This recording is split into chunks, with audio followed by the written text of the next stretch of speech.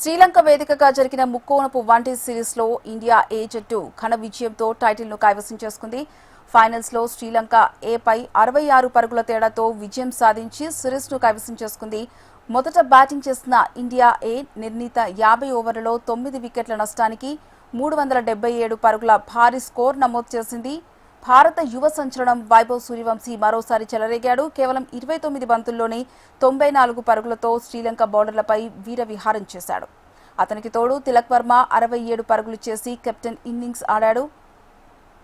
Ruturaj 40, prions అన్కుల్ 39 పరుగులు, కుసాక్రా 36 పరుగులు చేశారు. భారీ లక్ష్యంతో బరిలోకి దిగిన శ్రీలంక భారత బౌలర్లు ధాటికి 311 పరుగుల దగ్గర ఆల్అవుట్ అయింది.